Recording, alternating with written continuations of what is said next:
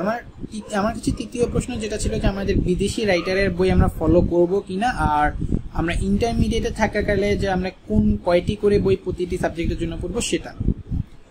আমি সাধারণত কোনো বিদেশি রাইটারের বই পড়িনি। আমার কাছে যেটা ছিল যে মানে ইন্টারমিডিয়েটের স্টুডেন্টদের কাছে সবচেয়ে জনপ্রিয় যেটা আর কি বিদেশি রাইটারের বই সেটা হচ্ছে হ্যারিডে স্নিকের ফান্ডামেন্টাল অফ ফিজিক্স। বইটা অনেক হাইলি কোয়ালিফাইড এবং অনেক সুন্দর বই। এখানে অনেক কিছুর ব্যাখ্যা দেওয়া আছে এবং অনেক বিস্তৃত জিনিসের তথ্য দেওয়া আছে। তবে আমি বইটা খুব বেশি দেখতাম না, আমার কাছে বইটা পিডিএফ ছিল এবং আমি সেটা করতাম কি যে আমি জাস্ট বই, আমাদের যদি স্যার কোনো টপিকস পড়াতো যেটা আমাদের বইয়ে থাকতো না, আমাদের বোর্ড বইয়ে থাকতো না, তো সেটার বাইরে যে টপিকসগুলো থাকতো সেটা আমি জাস্ট সার্চ করে দেখতাম ওখানে। আর যদি কোনো আমাদের অনুশীলনী মানে বইগুলোর অনুশীলনীতে যদি কোনো ম্যাথ থাকে, সেই ম্যাথগুলো যদি আমাদের ম্যাথের থিওরিটা যদি আমার না থাকে দেন আমি সার্চ করে দেখতাম, বিশেষত ফিজিক্সের ক্ষেত্রে। এছাড়া আমি ম্যাথ বা হচ্ছে কেমিস্ট্রির জন্য কোনো বাইরের রাইটারের বই পড়িনি। আমার সাজেশন হচ্ছে যে যারা তোমাদের যদি খুবই ইচ্ছা থাকে যে তোমার যদি মেইন বোর্ড বই পড়ার পরে যদি তুমি এক্সট্রা সময় পাও দেন তুমি এই বইটি পড়তে পারো, অনেক ইন্টারেস্টিং বই এবং অনেক কিছু শিখতে পারবা।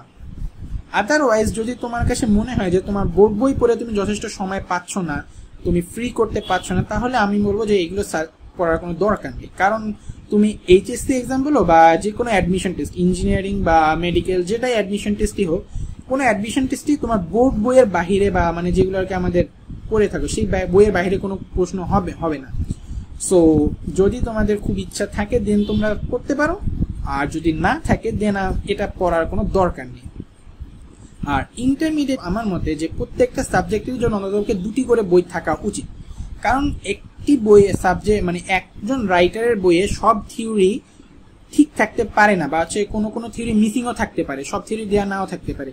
যখন দুইজন রাইটারের বই তুমি কম্পেয়ার করে পড়বা তখন একজনেরটাতে যদি কোনো কিছু গ্যাপ থাকে তখন আরেকজনের বই থেকে পড়ে সেটা তুমি কভার করে নিতে পারবা, বা তুমি হচ্ছে ওই অংশটুকুন কেটে তোমার যেই বইটাকে তুমি মেইন সাজেশনে রাখো বা মেইন তুমি ফলো করো সেখানে রেখে তুমি পড়তে পারবা।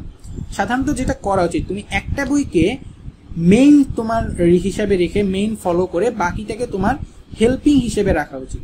যেমন আমি যেটা করতাম যে আমি সাধারণত ফিজিক্সের ক্ষেত্রে শাহজাহান তপন স্যারের বইটাকে ফার্স্ট পার্টের জন্য মেইন ফলো করতাম, আর ফার্স্ট পার্টে আমি হেল্পের জন্য নিতাম যে গোলাম হোসেন প্রামাণিক স্যারের বই, আর সেকেন্ড পার্টের জন্য আমি থিওরিতে মোটামুটি মিক্স করে পড়তাম। যে অধ্যায়ের থিওরিটা তপন স্যারের বইয়ে ভালো ছিল সেটা তপন স্যারের বই থেকে পড়তাম, আর পাশাপাশি তখন সেটা প্রামাণিক স্যারের বইয়ে দেখতাম, আর প্রামাণিক স্যারের বইয়ে যদি কোনো চ্যাপ্টারের থিওরি ভালো থাকে সো আমি সেটা প্রামাণিক স্যারের বইয়ে পড়তাম।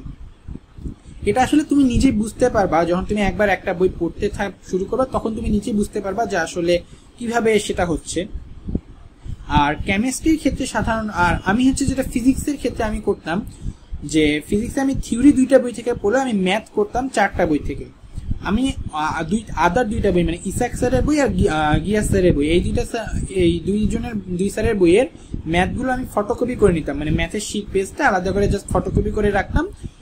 আমি যখন তপন স্যারের বই আর প্রামাণিক স্যারের বইয়ে ম্যাথ করার পরে আমি এই দুই বইয়ের ম্যাথ করে সেগুলো আলাদা করে নোট করে রাখতাম।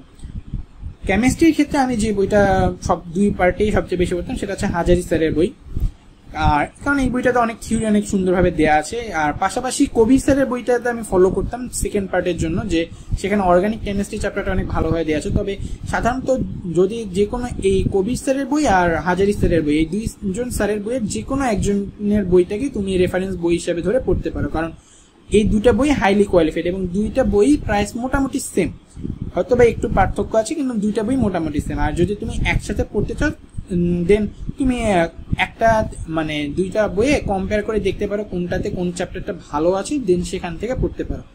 ফার্স্ট পার্টের জন্য সাধারণত হাজারি স্যারের বইটাই বেস্ট, আর সেকেন্ড পার্টের জন্য কবির স্যারের বইটা মোটামুটি অনেক ভালো, বিশেষত অর্গানিক কেমিস্ট্রির জন্য। আর ম্যাথের ক্ষেত্রে আমাদের সময় আমি যেটা করতাম যে এসইউ স্যারের বই এবং কেতাব স্যারের বই ফলো করতাম। আর বর্তমানে সাধারণত সবাই রূপন্তী প্রকাশনী বইটা পড়তেছে। রূপন্তী প্রকাশনের বইটা সাধারণত হয় এই দুইটা বইয়ের হাইব্রিড টাইপের, যে সব দুইটা বইয়েরই ম্যাথগুলো একসাথে এখানে দেওয়া আছে, তাই এই একটা বই পড়লেই মোটামুটি হয়ে যাওয়ার কথা। তবে যদি কারো ইচ্ছা থাকে দেন সে এই রূপন্তী প্রকাশনী বইয়ের পাশাপাশি এসইউ স্যারের বই অথবা কিতাব স্যারের বইটা পড়তে পারে। তবে আমি সাজেস্ট করবো কিতাব স্যারের বইটা পড়া।